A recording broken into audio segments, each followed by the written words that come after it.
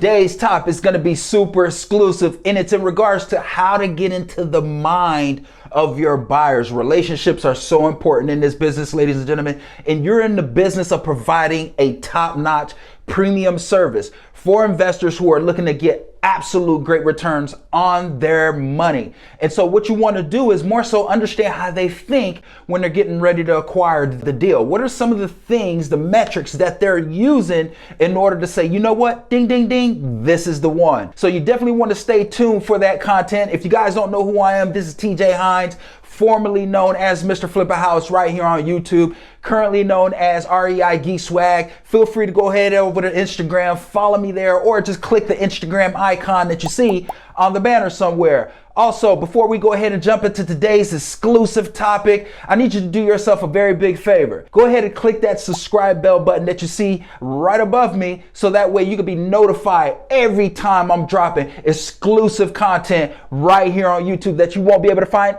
anywhere else, my friend, and that is a guarantee. Stay tuned. REI, Geek Swag, it's your time to get it back.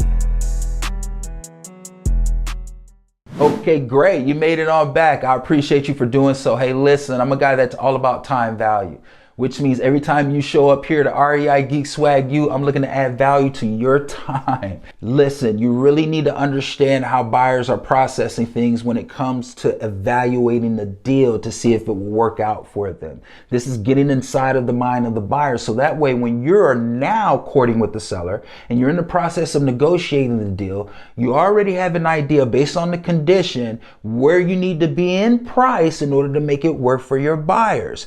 Now, if you more so understand how your buyers think, you'll be able to serve them at a very high level, and actually they will hold you to a different respect than any other wholesaler in that specific market.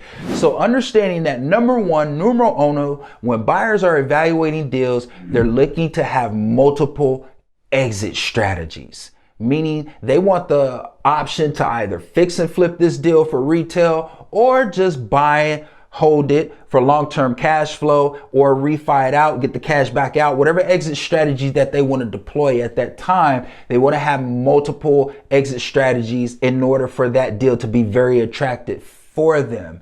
And so in order to have multiple exit strategies for your buyer, you need to make sure that you negotiate a great deal. So that way you could build enough equity based on the condition of the property to say to the buyer, hey, you can either fix and flip this project, make 40, 50, 60, 70, 80, 90K, whatever the case may be, or you can buy and hold it, put roughly 20, 30, 40,000 into the property, and now you can refi cash back out, or you can hold it for long-term cash, whatever the case may be, right? So being able to present that buyer the deal with multiple exit strategies would definitely win in your favor. Now, what I'm about to speak on is very important. This is what most investors are going to be thinking about profit margin wise when they're fixing and flipping a home for retail value, or they're taking it down for a long-term buy and hold. Now, when I speak to this, guys, please understand I'm speaking to where we currently are in today's market.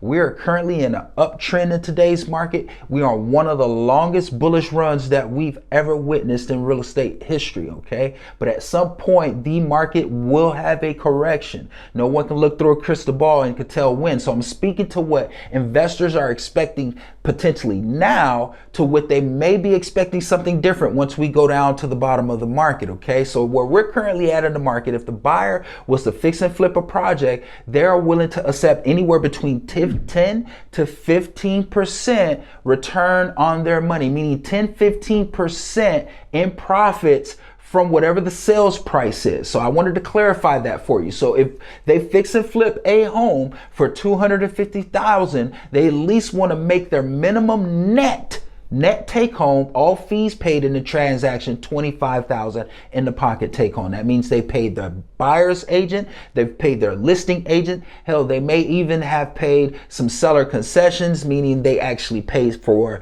some of the buyer's closing costs as well as their own closing costs at the end of the day.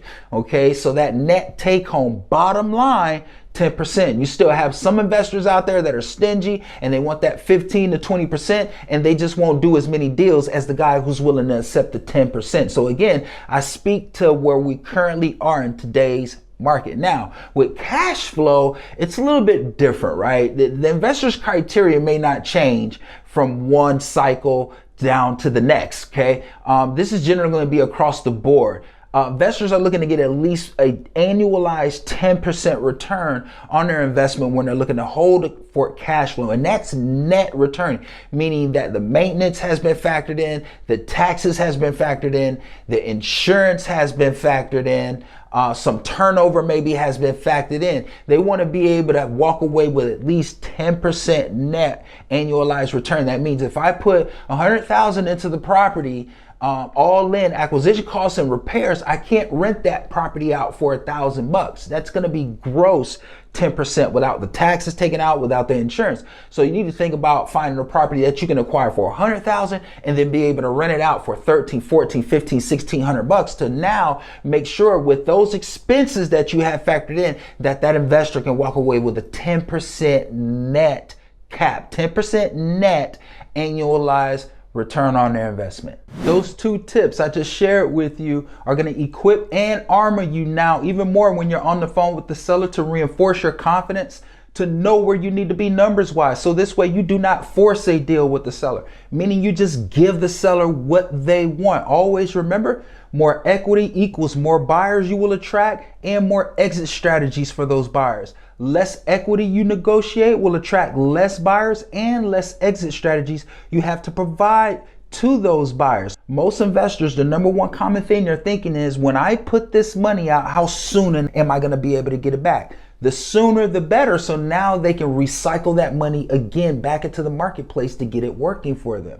Guys, if this video has added any value to you, make sure that you like and leave your comments down below. I want to know what your thoughts are. I want to know what you're thinking. That's going to help me curate the best content for you moving forward. If you haven't done so, go ahead and click the subscribe bell right above me. This way we can notify you of every exclusive piece of content that we're getting ready to drop right here on REI Geek Swag You. Happy flipping to you, and I'll see you next time. Peace. REI Geek Swag, it's your time,